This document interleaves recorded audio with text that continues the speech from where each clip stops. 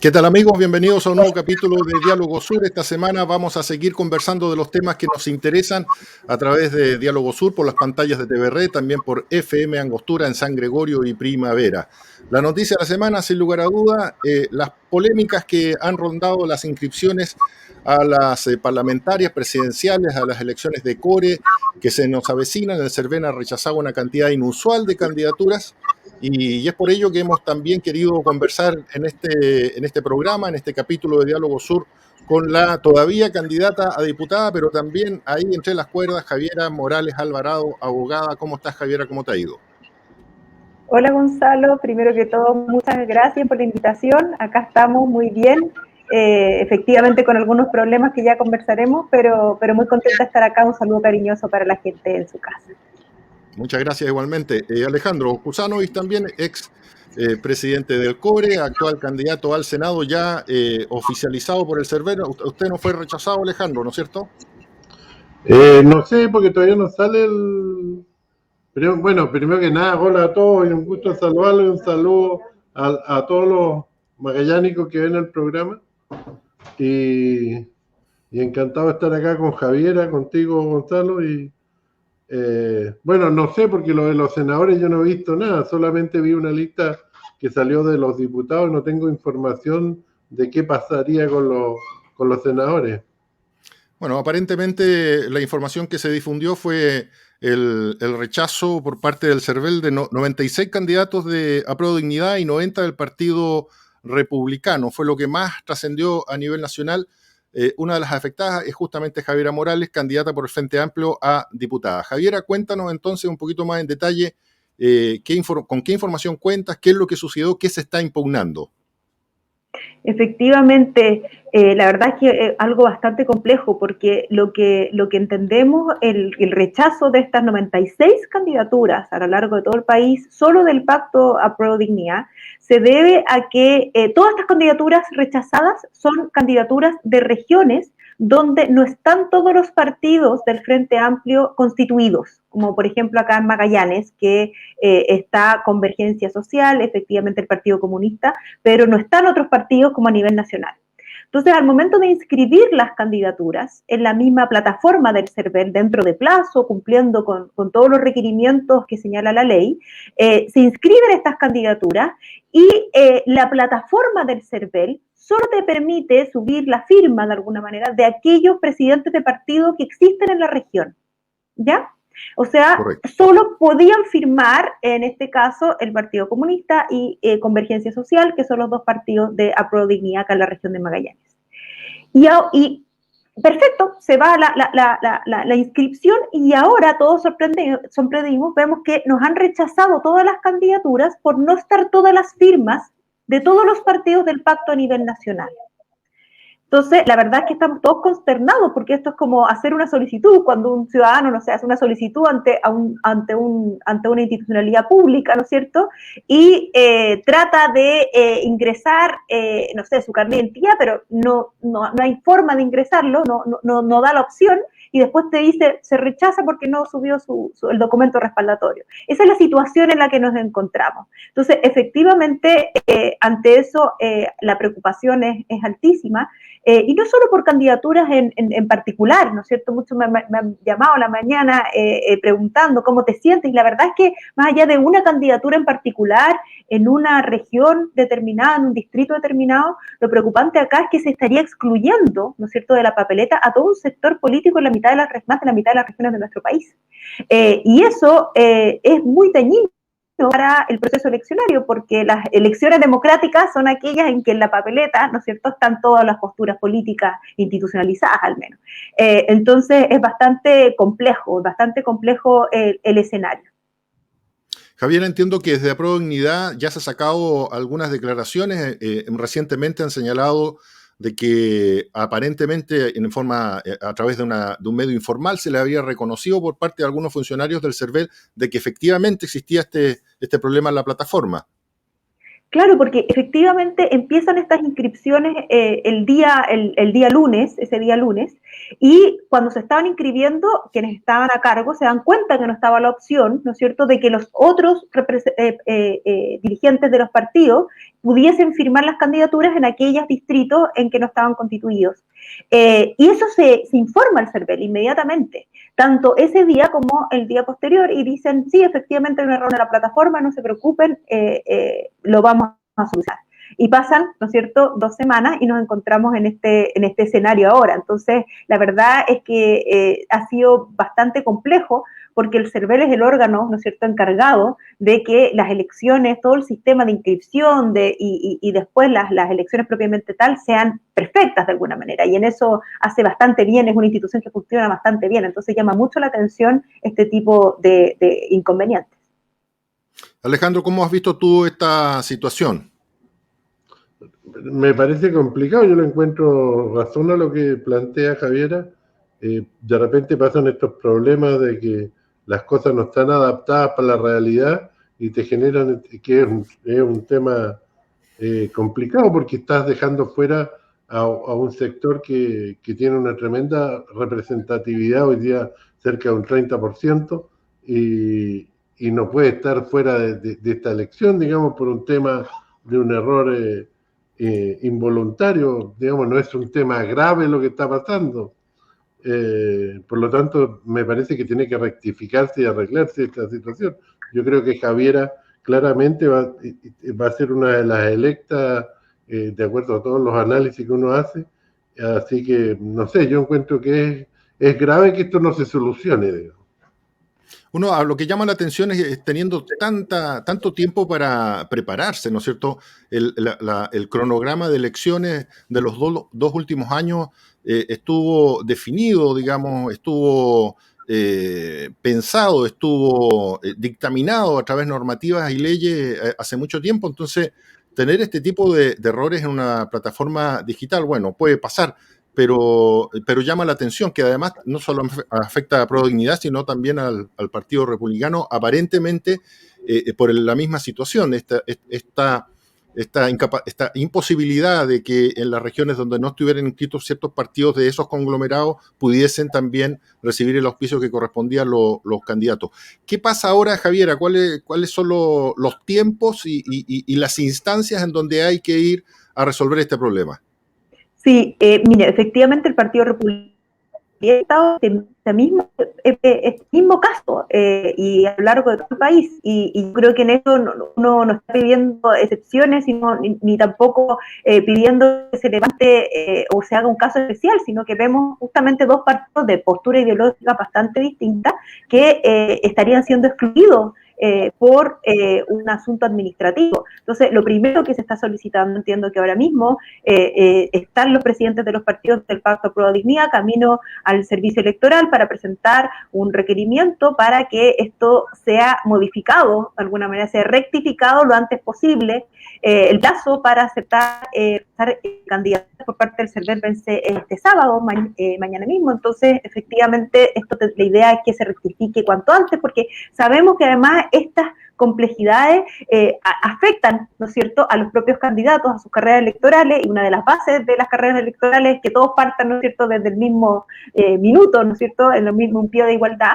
Y en caso que el CERVEL no rectificara, que yo espero que ese escenario no se dé, tendríamos que ir a la justicia electoral, a los tribunales electorales, lo que significa efectivamente ya pensar en unos buenos días más, buenas semanas más de esta incertidumbre, que además una incertidumbre que yo creo que en órganos relacionados con el sistema electoral son bastante complejos cuando nos encontramos en un periodo de nuestro país en que hay gran desconfianza con las instituciones políticas, ¿no es cierto? Y estamos construyendo de alguna manera de a poco, creo que todos en esto hay representantes de todos los sectores con ese interés en avanzar en una mejor legitimidad de nuestras instituciones políticas. Sin duda que esto no ayuda. Así que yo espero que ya mañana tengamos buenas noticias, y si no, tendremos que seguir en los tribunales electorales, y así lo ha señalado el Pacto Pro Dignidad. Vamos a utilizar todas las medidas que sean necesarias para poder estar en la papeleta, y esto no por uno o dos candidatos en particular, sino porque, tal como decía Alejandro, acá hay un sector político completo que está excluido, quedaría excluido. Oye, el tema de los candidatos a consejeros regionales es distinto a la situación esta, tengo entendido, ¿no? Porque igual hubo un problema. También hubo un problema de firma, pero que no tenía que ver con la plataforma, sino que entiendo que faltaba la firma del Partido Liberal en la lista de cores, y en eso entiendo que todavía el CERVEL no se ha pronunciado, porque efectivamente ahí también existía la posibilidad, entiendo, de rectificar vía administrativa, y eso es lo que se ha gestionado en este tiempo. ¿Y la apelación ya se presentó por este problema de ahora, o no? Entiendo que iba a haber un punto de prensa durante el día viernes, durante el día de hoy, para que presentar este requerimiento ante el propio sector. Espero que se solucione por el bien de la democracia. Exacto, sí, y además que generalmente esto ha ocurrido otras veces, no así, ha ocurrido con errores de partidos, y lamentablemente se ha tenido que llegar a legislar, y creo que eso es una muy mala señal en el momento en que estamos. Creo que acá lo que tiene que hacer el servicio electoral es poner todos sus oficios para que esto se solucione por la vía administrativa, tal como ocurre muchas veces en otros trámites que realizamos los ciudadanos ante la institucionalidad, cuando falta un papel, cuando es un tema formal. Yo espero que esto no se tenga que llegar a legislar, porque yo al menos siento que las leyes cortas para solucionar problemas de la institucionalidad política en el momento en el que estamos no es una buena señal. Oye, me parece sumamente importante, tú haces referencia al problema que hubo con las inscripciones de la democracia cristiana años atrás, sí, y que hubo que hacer una ley express, que creo que salió Exacto. de 48 horas o casi de un día para otro y para resolver ese problema. Pero tú tocas un tema que es de fondo, es de base, que tiene que ver con la desafección de la ciudadanía con la institucionalidad política y en definitiva con el mundo de la democracia. Esto no es tan solo un problema que la gente no le crea a las instituciones o a los políticos, sino que empieza a descreer de la democracia propiamente tal. Esto está bastante estudiado y es un fenómeno que ha golpeado no solo a Chile, sino que a varios países. Y en ese sentido me hace acordar también el rechazo que tuvo la candidatura de Ancalao, en donde hubo miles de firmas que fueron presentadas, suscritas por un notario que había fallecido hace varios años. Un sector, además, de la lista del pueblo, ¿no es cierto? Un sector que ha tomado nuevos bríos, nuevo impulso, ¿no es cierto? Que venía, en teoría, a representar una renovación, que venía justamente a quejarse de lo que se queja la mayoría de la gente, que es de la debilidad institucional y de la falta de seriedad en muchos planteos políticos. Yo creo que este es un tema de fondo. Creo que el problema que surge con el CERVEL demuestra eso, demuestra de que hay una debilidad institucional. Yo no pienso que necesariamente haya dolo o mala intención acá, pero bastaría con que hubiera deficiencia como para que sea un problema, porque el CERVEL, digámoslo con sus palabras, trabaja intensamente un par de veces al año. El resto del año está planificando, está preparando, está haciendo todo lo necesario para que en el momento de las inscripciones, en el momento de procesar todo lo que tiene que ver con las elecciones, se haga bien. Yo creo que ese es un problema gravísimo, pero también creo que demuestra una debilidad y una situación, pero que la ciudadanía está aburrida, está descreída. Esto fue muy, muy importante también a la hora del manejo de la pandemia. Una de las cosas que dijeron muchos especialistas es cómo la gente no le creía a las autoridades y por eso no le hacían caso a las medidas de confinamiento. Mucha gente no se quiso vacunar en un principio porque no creían. Entonces, el tema de la confianza en la democracia es fundamental, es un eje central. Entonces, este tipo de cosas afectan mucho esta situación. Afectan mucho a la democracia, afectan mucho a la institucionalidad y a la confianza de los ciudadanos. No sé cómo lo ves tú, Alejandro. No, por supuesto, el tema de la confianza es para todos los sectores de la sociedad, digamos, y sobre todo el tema eleccionario. Si no hay una transparencia, nada funciona. Lo mismo tema en las transacciones comerciales. La confianza es básica para funcionar bien, si no tenemos que llenarnos de papeles y de papeles y de papeles, y timbres, de notariales y de todo, porque pero en el fondo, imagínate que se crea una desconfianza con el tema eleccionario, un tema grave, gravísimo. Vamos a seguir en unos minutitos más con Diálogo Sur, nos vamos a separar a una tanda comercial y enseguida volvemos aquí a conversar de los temas que nos interesan a los magallánicos. Espérenos. Somos una región bañada por el mar.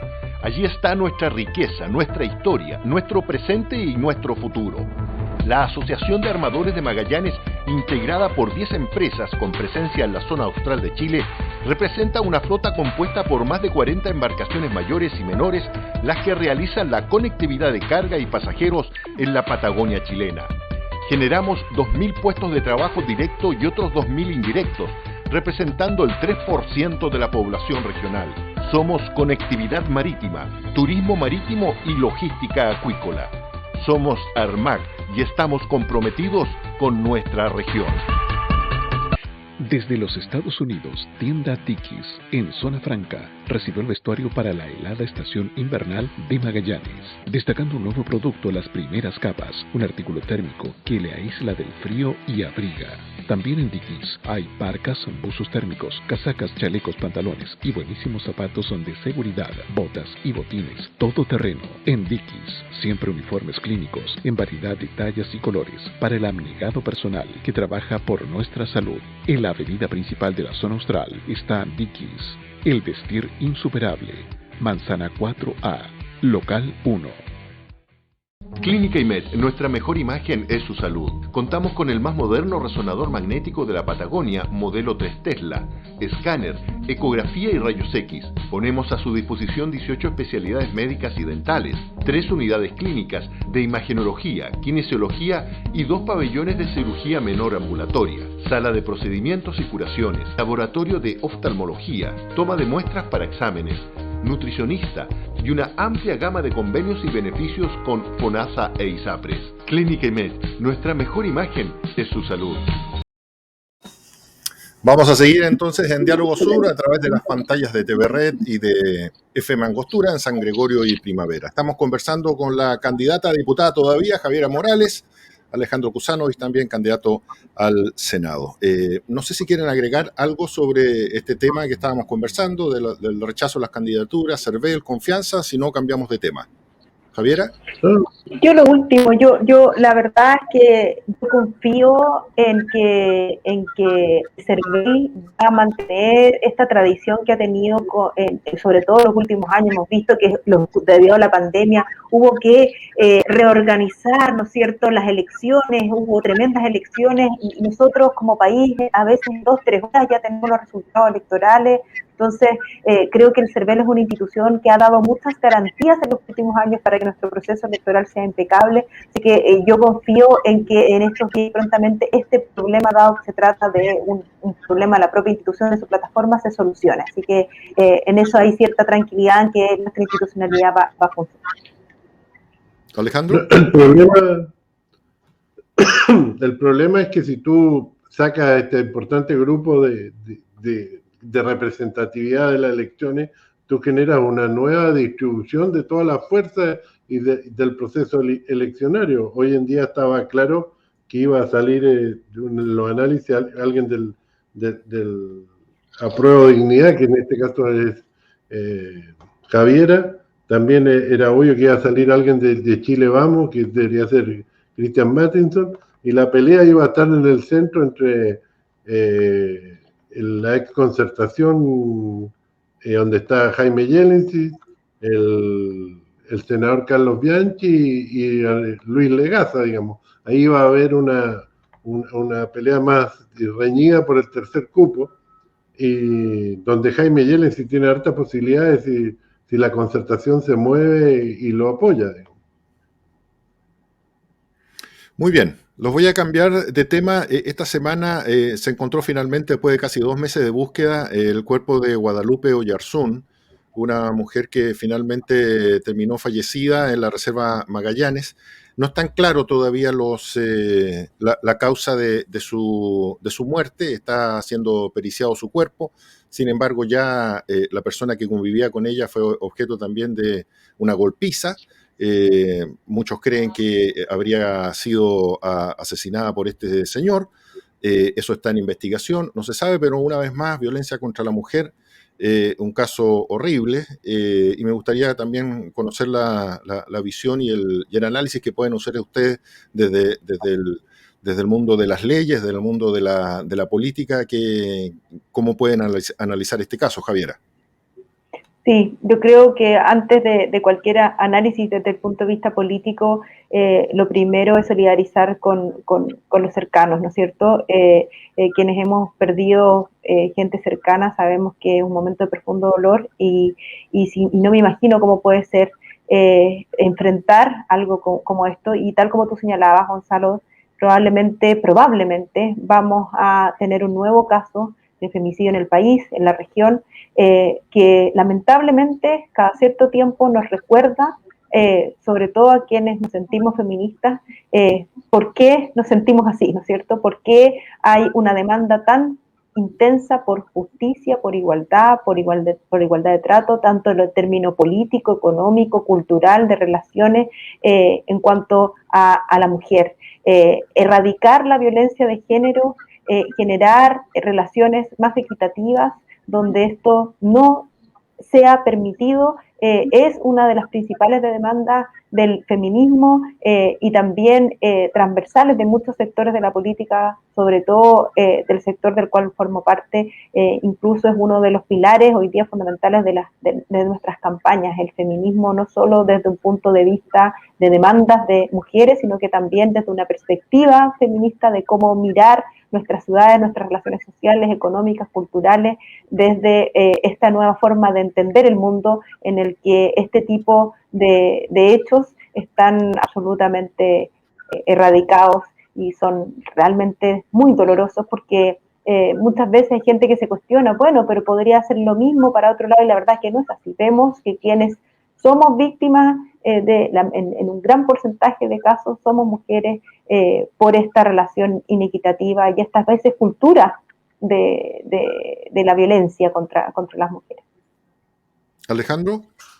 Sí, bueno, primero que nada, mis más sentidas condolencias a la familia por este trágico suceso, y espero que se investigue y se encuentre la verdad, porque no sé si hay alguna señal, no he leído las informaciones últimamente, de los últimos días, o la última hora, digamos, pero espero que esto se aclare y se investigue, y si fuera alguna intervención de terceros, pues me parece gravísimo, que tiene que ser sancionado con los más castigos más severos. Así esperemos. Javier hablaba de erradicar la violencia contra la mujer. Yo me sumo, y diría que hay que erradicar la violencia en todo ámbito, no solo contra las mujeres, sino que en general la violencia es un problema. La violencia es antidemocrática, porque va en contra de la convivencia racional, en contra de la convivencia igualitaria, que es uno de los fundamentos de la democracia. Así que también, y me sumo a las condolencias a la familia. Los quiero cambiar radicalmente de tema, un tema nacional. Ya nos vamos a meter un poquito más en los temas parlamentarios, pero antes de eso, bueno, también está relacionado con temas parlamentarios. Me gustaría conocer las opiniones de ustedes de un tema que es transversal, que ha copado la agenda noticiosa durante esta semana y durante toda la pandemia, que tiene que ver con el cuarto retiro a los fondos de pensiones. Un tema que ha sido sumamente debatido. Los especialistas, no hay ningún especialista que señale, un especialista desde el punto de vista económico que señale que esto no va a generar algún efecto importante en la economía, y sin embargo, bueno, hay un importante sector mayoritario en el mundo político que está de acuerdo, sobre todo en el Parlamento, con este cuarto retiro. en condiciones en que el país está viviendo una marcha hacia la normalización en cuanto a la pandemia y también con números en cuanto a su actividad económica bastante más auspiciosos. Me gustaría saber entonces cuál es tu visión, Javier, en relación a esta propuesta que todavía se está debatiendo en el Parlamento del cuarto retiro de los fondos de pensiones. Sí, efectivamente, Gonzalo, yo creo que esta es una de las políticas públicas más polémicas que hemos tenido en los últimos años, la verdad, porque toca muchos temas transversales. Lo primero, un gran cuestionamiento sobre cómo o quién, ¿no es cierto?, cómo teníamos que enfrentar los estragos económicos de la pandemia. Y aquí la verdad es que habían soluciones diversas. Y muchos hemos estado siempre por la idea de que esta pandemia la tenemos que enfrentar todos, porque sabemos que golpea más a unos que a otros, y que cuando una persona se encuentra en la imposibilidad de trabajar, que es lo que ocurrió a lo largo de estos últimos años, ese costo no podía pagarse por los trabajadores y trabajadoras. Así que sin duda, siempre en esa decisión, siempre, al menos desde mi punto de vista, yo esperaba que no tuviésemos que llegar a los retiros, que en algún momento fueron muy necesarios, porque el actual gobierno le costó mucho entender la necesidad de apoyo para gran porcentaje de los chilenos y chilenas. Y además que esta es una política muy contraintuitiva para quienes somos de oposición, porque es una política que acrecienta más esta falta de solidaridad en nuestro sistema de pensiones. Uno de los grandes problemas de nuestro sistema de pensiones, ¿no es cierto?, es que es como una caja de ahorro individual y no contempla ese espacio de solidaridad que es necesario en cualquier sistema de pensiones exitoso a lo largo del mundo. Entonces, efectivamente, vuelve a reafirmar esta idea de que cada uno se rasca con sus propias uñas. Y también es una política muy compleja también pensando en el futuro, en las pensiones de los chilenos y chilenas, en las que tenemos que mejorar, y eso es lo que estamos llamados quienes queremos ejercer cargos públicos. Así que sin duda en eso yo me sumo a los economistas por otras razones adicionales en que los retiros son malos, son una mala política pública. Los primeros retiros creo que fueron una mala política pública, pero lamentablemente muy necesaria. Yo ahora, la verdad es que no obstante entiendo que el Pacto Pro Dignidad tiene una visión distinta, pero por razones diversas también, y eso es lo que quiero que conversemos. Creo que si yo estuviese ahora como diputada, sería muy difícil aprobar este cuarto retiro, porque entiendo que estamos desde el punto de vista económico en un momento con mucha inflación, y la inflación afecta especialmente a quienes son más pobres, y además que quienes hoy día cuentan aún con fondos en los fondos de pensiones ya no son las personas más necesitadas. Entonces, efectivamente, aquel sector de la población que podría extraer su fondo de pensiones no son los quintiles más bajos. Entiendo también que esto ha sido muy complejo y que no voy a mentir, todos han visto cómo el líder hoy día, candidato presidencial del Frente Amplio, ha tenido muchas dudas y ha tenido grandes cuestionamientos sobre qué hacer ante este cuarto retiro, porque también creo que hay una responsabilidad desde su posición en guiar políticamente al sector. Y en esto creo que la postura hoy día es avanzar hacia un cuarto retiro, pero con pago de impuestos, para que no siga de alguna manera intensificando estos problemas de los que hablábamos antes. Y esto siempre en el escenario de que el IFE se va a mantener hasta fin de año y que la economía se ha ido reactivando. Vemos también en nuestra región que la cesantía ha ido disminuyendo y que de a poco se ha ido activando. Eso sí, no hemos logrado estar en el mismo pie que estábamos antes de que empezara esta pandemia, sobre todo para ciertos sectores como el turístico en nuestra región, que está muy afectado, y vemos que viene una temporada en que todavía no hay claridad, ¿no es cierto?, o no hay la posibilidad de que sus negocios vuelvan a florecer como estaban antes de la pandemia. Así que, sin duda, una política compleja que en mi caso yo me costaría aprobarlo. Si lo tuviese que hacer, insistiría en aplicar impuestos para no seguir incentivando o más bien dando esa señal de que así solucionemos los problemas, de alguna manera, los problemas colectivos. Alejandro. Es un tema complicado porque cuando caímos en este tema de abrir la puerta, yo lo dije. El primer retiro dije, si se abre la puerta va a costar mucho volverla a cerrar. Y lamentablemente todo esto la gente lo tomó como...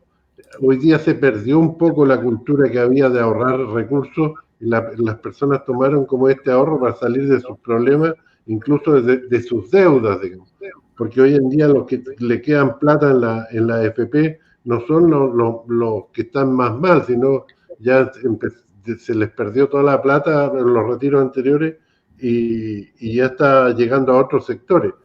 Y este es un tema que hoy día cuesta, no es políticamente correcto decir que no es correcto sacar toda la plata porque en vez de ayudar a reparar el problema que tenemos con la AFP, que involucra aumentar el aporte, lo estamos destruyendo más. Entonces, ¿quién va a poner la plata después? Estamos viviéndolo hoy día, pero sacrificando nuestro futuro. Hoy en día todos lo van a retirar porque no están libres de impuestos, etcétera. Entonces, si la gente no es responsable con el manejo de estos recursos, vamos a generar un tremendo problema en las jubilaciones futuras que va a ser difícil arreglarlo, porque a la larga el Estado va a tener que poner parte de estos recursos y el Estado cada vez está más pobre. Entonces, vamos a llegar a un problema que era lo que pasaba antiguamente en el sistema antiguo, que se aportaba un 20%, pero el Estado usaba estos recursos para tapar sus hoyos y cuando la gente se jubilaba tenía que imprimir billetes y generaba inflación y la plata que le pagaban en la jubilación no valía nada porque se perdía con la inflación. Entonces, acá hay todo un tema de responsabilidad que nos fuimos perdiendo en el tiempo y es complicado ahora cómo hacemos para reparar esto. Yo creo que la verdad que hay que parar este tema de los retiros y empezar a ver cómo reparar el tema de las jubilaciones y sobre todo de las personas que están con menos ahorro o que perdieron su ahorro. Algo va a haber que hacer, digamos, porque este va a ser otro problema que se viene encima. Gonzalo, sí, mira, yo eso sí, en esto creo que tengo muchas diferencias con Alejandro, porque yo más que responsabilizar individualmente a las personas, como haciendo un llamado a que hemos perdido la responsabilidad, yo creo que eso es bastante sesgado, porque creo que estas decisiones que hemos tomado también se deben a la crisis en la que se encuentra nuestro sistema de seguridad social, si se puede llamar así, o el sistema de pensiones, la crisis de legitimidad de las AFP y la crisis del sistema propiamente tal, porque efectivamente, si uno entiende, todos, yo al menos entiendo, que uno quiera sacar su plata, sí sabe que independiente de que saque un 10, un 20%, un 30%, su pensión no jamás le va a alcanzar para mantener un estándar de vida digno. Entonces, ante eso, obviamente, como uno puede pedirle a la gente ser responsable con un sistema, ¿no es cierto?, que no ha cumplido la finalidad para la que fue supuestamente creado. Entonces, esto es un problema mucho más profundo y también porque para eso uno tiene que tener confianza para que se produzca esto que dice Alejandro, de que confiemos, de que seamos responsables, tenemos que tener confianza en que lo que tenemos ahí, ¿no es cierto? Lo que tenemos ahí nos va a permitir tener pensiones para los chilenos y chilenas en el futuro que sean dignas. No se puede, a mí, de alguna manera, ¿cómo le voy a pedir ser cuidadoso con algo que no cumple la finalidad para la que supuestamente está creado? Entonces, ante eso, yo más que la responsabilidad individual, lo que yo apelaría en esto es un voto de confianza. Un voto de confianza porque esos recursos que hoy día están en las FP los vamos a requerir para tener mejores pensiones para todos y todas. Entonces, efectivamente sabemos que si ese chanchito va disminuyendo, el día de mañana va a ser mucho más difícil lograr pensiones dignas. Pero para que la gente tenga esa credibilidad, ¿no es cierto?, es pedirle un montón. Habemos muchos que queremos efectivamente cambiar este sistema, que no haya más AFP, lograr un sistema distinto, con mayor solidaridad, mucho más cercano a lo que tienen otros países o a las recomendaciones internacionales en esta materia y finalmente que sea un sistema que asegure pensiones dignas. Entonces, creo que acá la responsabilidad, es fácil decir que cada uno tiene la responsabilidad cuando es perfectamente comprensible que alguien quiera hoy día pagar sus deudas o aguantar este momento en el que nos encontramos económicamente económicamente, sabiendo que es irrelevante cuánto plata yo tenga, si sé que la pensión va a disminuir o aumentar un poquito más, un poquito menos, pero ya en montos que todos sabemos que no le permiten a las personas vivir una vida digna en el momento que ya han trabajado toda su vida. A ver, Javiera, no es que la gente sea irresponsable, los irresponsables son los políticos y los parlamentarios que permitieron esto, porque esto fue una irresponsabilidad. Cuando tú haces que la gente pueda sacar su plata para ocuparla, plata de su jubilación, eso es una irresponsabilidad, porque se está destruyendo su futuro. Y ese tema jamás se debió haber abierto esa puerta. Y segundo lugar, pero ¿ya? déjame terminar. La segunda responsabilidad, que la gente está totalmente endeudada y nadie te va a decir que no vaya a sacar su plata. Todos quieren sacar su plata, o el 80%, porque en Chile también hubo una irresponsabilidad de los políticos en no controlar la deuda. No hay una base de datos que controle la deuda total como en cualquier país desarrollado como Estados Unidos, que tú metes un RUT y está toda la deuda de la persona. Acá no, solamente en la base de datos están las deudas de las tarjetas de crédito, de los bancos y de la financiera, pero no están las deudas del retail. Y a mí me ha tocado verlo en mi trabajo que tuve, las deudas de la gente llega a tener 0 sueldo de la cantidad de deuda que tiene. Y eso también fue otra irresponsabilidad de los parlamentarios. Si acá ha habido irresponsabilidades totales en el manejo del sistema. Si acá se han coludido partidos políticos con poderes económicos y han hecho la Iquico y Caco, los mismos cambios de la AFP, todos los cambios han sido a favor de la AFP y contra los ahorrantes. La AFP era un forté, pero hoy día tenemos una carretilla porque todos los cambios se hicieron a favor de la AFP y se hicieron en contra de los ahorrantes. Si con un 10% no es suficiente, acá hay que tener un 20% para tener jubilaciones dignas, hay que llegar a un 20% de ahorro del tema. Y ese tema había que hacerlo, hay que bajar los cobros de la AFP cuando tú tienes una masa crítica, hay un montón de cambios, incluso los multifondos que son discriminatorios, que lo hicieron los políticos a petición de la AFP. Los multifondos se discriminan entre el que tiene información y el que no tiene, y una ley social no puede ser discriminatoria. Si no es un problema de que se llame AFP o se llame como se llame, este es un problema que hubo corrupción en este país y hay corrupción. Sí, yo, Alejandro, eso sí, a ver, primero difiero en lo primero que señalas completamente. Yo creo que hubo mucha responsabilidad de la oposición de abrir esta llave cuando la primera respuesta del gobierno ante la crisis fue un IFE de 60.000 pesos. De 60.000 pesos, en que el ministro, no podemos, para mí no se me puede olvidar esa imagen de los ministros del actual presidente pegándose un codazo, celebrando un IFE paupérrimo. Entonces, ante ese nivel de apoyo, en un momento en que recordemos que no estábamos en un momento como ahora, estábamos en un momento que había un gran porcentaje de las comunas del país en cuarentena total. Entonces, ante eso yo creo que si se puede hablar de irresponsabilidad, yo diría que la responsabilidad en esto fue del gobierno.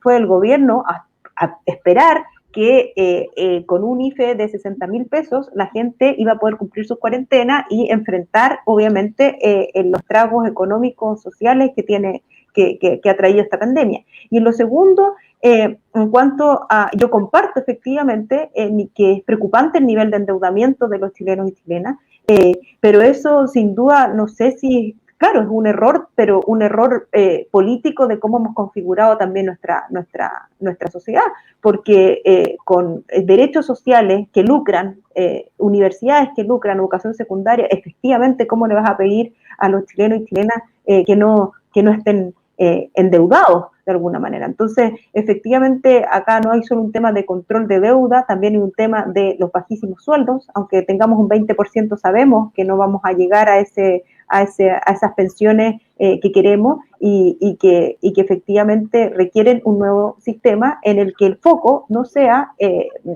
inyectar recursos a un mercado de valores, como es el objetivo de la actual AFP, sino que entregar pensiones dignas que permitan seguridad social a las personas que ha llegado un momento en que ya no pueden ni deben seguir trabajando.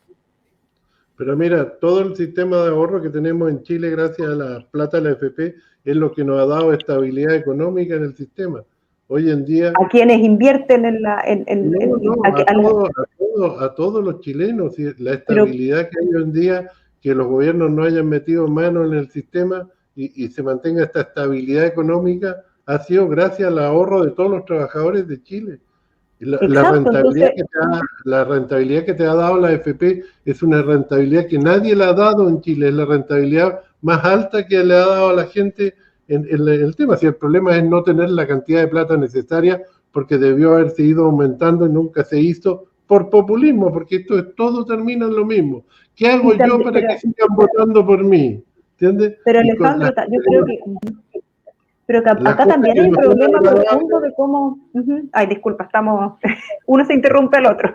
Pero es que yo creo que también acá hay un problema profundo de cómo entendemos esto. O sea, a ver, acá hay un enorme sector de las mujeres sobre todo, que trabajan en trabajos no remunerados, que no pueden contar con trabajo formal. Entonces, aunque tú arregles este sistema con mucha rentabilidad, bla, bla, bla, eso la verdad que sabemos que esas mujeres, hasta antes de ingresar a un pilar solidario, recién hace 8 años atrás, más o menos, un poquito más, no tenían acceso a una pensión. Entonces, no digamos acá que este ha sido un sistema exitoso, claro, un sistema exitoso para los hombres que trabajan en un trabajo formal, etcétera, pero no lo ha sido para el objetivo que debe tener un sistema de seguridad social. Ese es el punto, si me permiten, voy a interrumpirlos un segundito porque para también poder contextualizar un poco esto. Es indudable que el sistema de pensiones basado en las AFP tiene una arista positiva y otra negativa. La negativa, en mi opinión, es que no resolvió el problema para el cual estaba creado, que era generar buenas pensiones para los chilenos. Y eso no se resolvió, y en eso coincido plenamente con Alejandro, porque no se hicieron los cambios que había que hacerse para fortalecer ese sistema, que era básicamente, sobre todo, aumentar los niveles de cotización de los trabajadores, con un importante aporte por parte de las empresas, sobre todo porque si no implicaba bajarle el sueldo a las personas. Entonces, eso es indudable, de que ahí hay y la gente lo padeció y lo vivió. La gran mayoría de los jubilados en Chile recibe jubilaciones miserables, y eso que, gracias a la reforma que hizo la presidenta Bachelet, hay un pilar solidario. Las pensiones antiguamente eran más malas que ahora. Gracias al pilar solidario algo se subió. En fin, entonces está ese lado negativo, y está el lado positivo de que se generó una gran masa de ahorro, una gran masa de ahorro interno, que ha permitido financiar un montón de inversiones, financiar los créditos hipotecarios y un montón de cosas que también ha beneficiado a los chilenos, porque con eso se ha generado empleo, trabajo, etcétera, etcétera, etcétera. Pero yo quisiera ir al inicio de este análisis, que tiene que ver de cómo se enfrentó la crisis de la pandemia. Y fíjate que yo estoy de acuerdo con lo que dice Javiera. Creo que, y no creo que por un asunto de maldad o de mala intención o de dolo, sino que creo que hubo un diagnóstico al inicio en donde las autoridades, y creo que fue un problema a nivel mundial, no sabían, no tenían elementos para entender el nivel de profundidad que iba a tener esta crisis. ¿Cuánto iba a durar? ¿Cuánta gente se iba a contagiar? ¿Cuántos iban a morir? ¿Cómo se iban a estresar los sistemas de salud? ¿A qué nivel de profundidad iba a afectar a la economía? Entonces, lo que yo creo que se hizo en ese primer momento es apostar a que la crisis no iba a ser tan profunda. No obstante, yo creo que indudablemente eso fue un error, porque indudablemente la crisis sí fue muy profunda, afectó mucho a la gente, y coincido plenamente con Javiera en el sentido de que no se le podía pedir a toda una familia que se mantuviera confinada con 60.000, 70.000, 80.000 pesos mensuales, que era el IFE. Y en ese sentido yo quiero hacerles recuerdo de una crisis agudísima que vivió Chile, que a lo mejor Javiera era muy chica todavía, que fue la crisis del año 82. En la crisis del año 82, el sistema financiero chileno colapsó total y absolutamente. Fue la crisis del dólar. Toda la gente estaba endeudada con un dólar a 24, 30 pesos, y de un día para otro saltó a ciento y tantos pesos. 39. O 39, en fin. Fue una crisis horrible. ¿Y qué hizo el Estado en aquel entonces? Otro tiempo, estaba la dictadura, todo lo que ustedes quieran. Pero ¿qué hizo el Estado?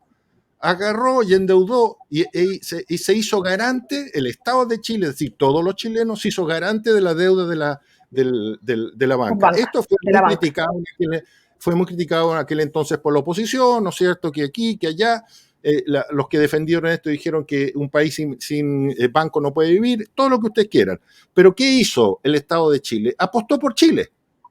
Porque endeudó al Estado. Yo me acuerdo que en aquel entonces se hablaba de que había varias generaciones de chilenos que íbamos a pagar esa deuda. Yo me acuerdo, tenía yo 12 años, yo pensaba, decía, bueno, cuando tenga 20, 30, vamos como país vamos a estar siguiendo pagando esta deuda. Entonces, yo lo que digo es que sí había otros mecanismos y que era que el Estado de Chile tenía que haber generado los recursos como lo hicieron en Australia, lo hicieron en otros países. Yo tengo un amigo que vive en Australia, le dijeron, usted, señor, tiene que quedarse a vivir en su casa, no puede salir a trabajar, aquí tiene $2.000 australianos mensuales, financiados por el Estado. Entonces, en los países en donde funcionó bien los confinamientos fue en donde el Estado se puso la mano al bolsillo. Yo creo que las autoridades de gobierno no lo hicieron con mala intención.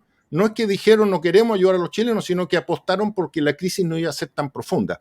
Pero el resultado es que indudablemente después para la clase política fue muy difícil decir, ¿sabe qué? No vamos a abrir la caja de las FP porque realmente había gente que estaban pasándola muy mal.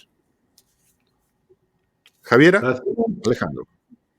Sí, y efectivamente. Lo que planteaba Javiera con respecto al tema de, estamos de acuerdo, yo no te estoy diciendo que todo está perfecto, pero el tema por supuesto que había muchas cosas que arreglar, el tema del empleo informal, de las mujeres, etcétera, hay una serie de cosas para arreglar y mejorar, pero son cosas que nunca se hicieron. No se hicieron, tú tenías un sistema base que había que irlo mejorando y nunca se hizo. Y el tema, lo que plantea Gonzalo, es cierto, acá lamentablemente no se tomó la decisión adecuada en el momento adecuado y generamos un problema más grande que en vez de avanzar en arreglar la FP las destruimos más nomás, o el sistema previsional, porque da lo mismo el nombre que le coloquemos, no es importante el nombre, es el sistema previsional. Todos los sistemas previsionales en el mundo requieren de casi un 20% para que funcionen y tú logres tener tu sueldo casi 80%. Digamos. Una jubilación digna. Una pensión digna. Hoy en día, con lo que se está ahorrando con el 10%, la verdad que nunca va a llegar al 100%, va a llegar a un 40% del sueldo y menos. Se me fue el tiempo, tengo que hacer una pausa, por favor, Javier. Voy a hacer una sola pausa y volvemos contigo. Así que toma nota ahí, no se te olvide nada de lo que tienes que decir. Enseguida volvemos aquí a Diálogo Sur. Somos una región bañada por el mar. Allí está nuestra riqueza, nuestra historia, nuestro presente y nuestro futuro. La Asociación de Armadores de Magallanes, integrada por 10 empresas con presencia en la zona austral de Chile, representa una flota compuesta por más de 40 embarcaciones mayores y menores, las que realizan la conectividad de carga y pasajeros en la Patagonia chilena. Generamos 2.000 puestos de trabajo directo y otros 2.000 indirectos, representando el 3% de la población regional. Somos conectividad marítima, turismo marítimo y logística acuícola. Somos ARMAC y estamos comprometidos con nuestra región. Desde los Estados Unidos, tienda Tikis, en Zona Franca, recibió el vestuario para la helada estación invernal de Magallanes, destacando un nuevo producto, las primeras capas, un artículo térmico que le aísla del frío y abriga. También en Dickies hay parcas, buzos térmicos, casacas, chalecos, pantalones y buenísimos zapatos de seguridad, botas y botines, todo terreno. En Dickies, siempre uniformes clínicos, en variedad de tallas y colores, para el abnegado personal que trabaja por nuestra salud. En la avenida principal de la zona austral está Dickies, el vestir insuperable, Manzana 4A, local 1.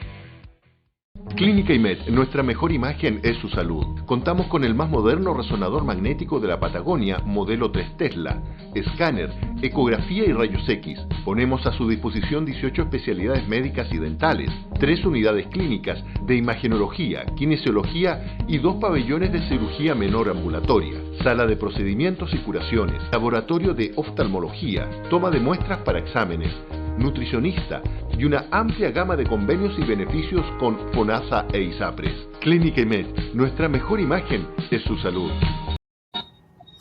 Vamos a seguir entonces en Diálogo Sur a través de TV Red y FM Angostura. Estamos conversando apasionadamente el tema de las FP, el cuarto retiro, y Javiera quedó con la palabra de hacer su último análisis.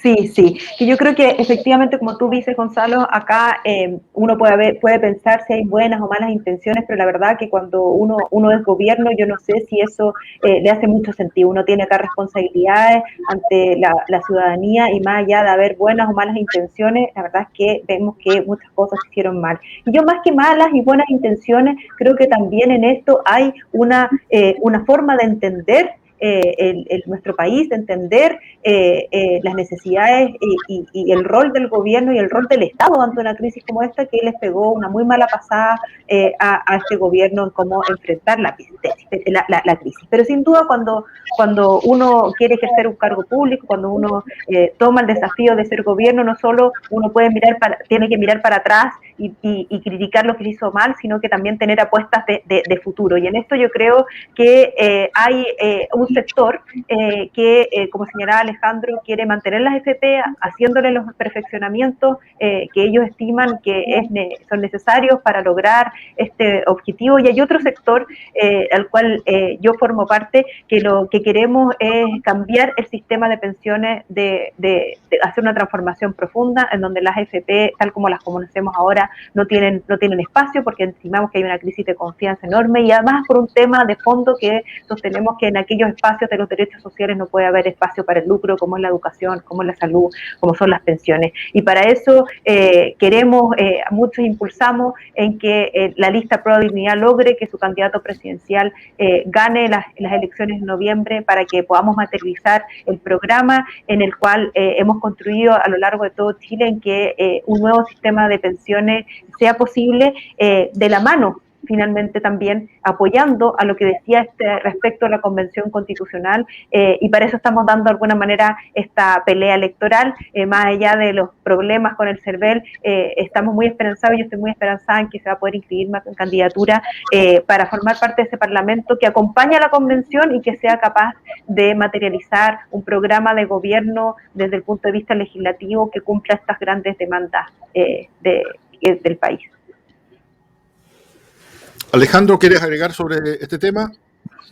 No, lo que siempre he dicho, digamos que acá hay una responsabilidad política de muchos años con el tema de los cambios que se hicieron en la FP. Yo creo que la FP es un sistema que te garantiza que tú tienes tu plata ahorrada, la tienes ahí. Yo creo que hay muchos temas que se tienen que mejorar en Chile, como incluso el pago de las indemnizaciones de años de servicio. Yo soy partidario que las indemnizaciones se paguen un 12avo todos los meses y se vaya a una cuenta en la FP y terminemos con este tema de que las personas de repente no se quieren ir de una empresa cuando le ofrecen un empleo mejor porque no quieren perder su indemnización. Si su indemnización estuviera pagada permanentemente en una cuenta, la verdad que todos serían libres, el empleador sería libre y el trabajador también sería libre. Yo creo que hay muchos cambios que hay que hacer, que son leyes que han destruido nuestra libertad y que hay que mejorarla, digamos, y esos son los cambios que hay que hacer en el Parlamento. Yo tengo la duda, pero quiero cambiar de tema, nos queda muy poquito, pero lo voy a plantear solamente, la voy a dejar como pregunta. ¿El problema es el lucro o el problema es cuando la clase política no hace las cosas que hay que hacer? El problema es la colusión que va a haber entre sindicatos de los funcionarios públicos, que va a haber entre los grandes empresarios, ese ánimo de ponerse de acuerdo para beneficiarse. ¿El problema es ese o el problema es que no se fiscaliza? ¿Ah? El problema de las FP fue que la clase política no hizo bien la pega, o que hubo gente que quiso ganar plata. Lo dejo como pregunta para que en algún otro momento la conversemos, porque yo quiero que nos podamos referir en estos últimos minutos del programa a la convencional constituyente, que lo mencionó también Javiera, también Alejandro. Se disolvió el pacto de la lista del pueblo, están trabajando en el reglamento, ha habido mucha dificultad para instalarse. Hubo mucha polémica por esta situación en donde finalmente se aumentaron las asignaciones. Vuelvo al ejemplo de nuevos líderes, pero los mismos vicios. ¿Cómo lo has visto tú, Javiera? Sí, efectivamente, la Convención Constitucional representa probablemente unos los anhelos de muchos cambios en nuestro país, y hay muchas expectativas puestas en la Convención, y eso también explica por qué ha sido tan difícil el inicio. También un proceso único en nuestro país, que sin duda hemos visto no ha estado exento de dificultades. Son bastantes temas distintos lo que pone Gonzalo. Creo que lo primero, la Convención Constitucional creo que es el órgano más representativo de la diversidad de nuestro país que hemos tenido en nuestra historia.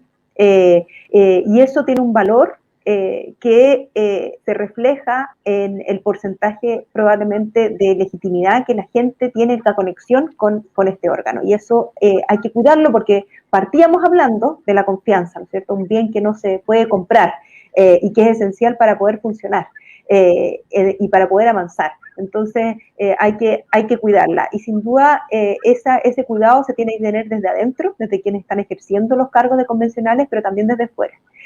Creo que hemos visto complicaciones desde dentro, hemos visto convencionales que han hecho un esfuerzo por abrir mucha polémica, mucha polarización, cuando paralelamente, de manera a veces más silenciosa para los medios, se ha hecho un trabajo que nos va a permitir probablemente dentro de las próximas semanas ya contar con un reglamento que era muy necesario, y es la primera etapa de todas las asambleas constitucionales en el mundo, y que otros países se han demorado 4 o 5 meses, y acá vemos que vamos a lograr tener un reglamento. Y por fuera también ha sido amenazada, ya hay estudios en eso, entiendo, publicado hace poquito, el fin de semana pasado en CIPER, de una amenaza en redes sociales. Son más de 8.000 bots los que se coordinan en momentos determinados para entregarle mala publicidad e incluso noticias falsas a la Convención.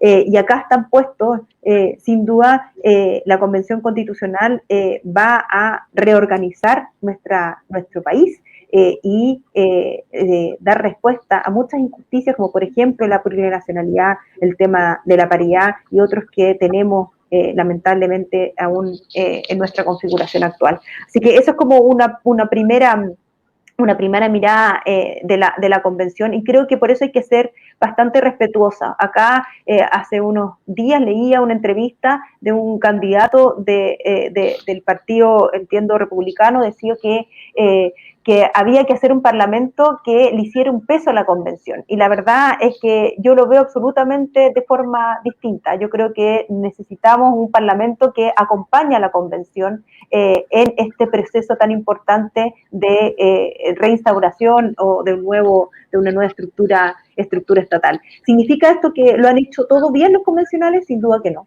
Hemos visto, sobre todo en las últimas semanas, las complejidades que ha tenido la lista del pueblo, que una lista que dio una gran sorpresa electoral, que yo creo que es un elemento muy importante en esta legitimidad de la Convención. La lista del pueblo creo que permitió dar representatividad a muchas personas que se habían sentido muy excluidas de la política, que habían estado excluidas de la política.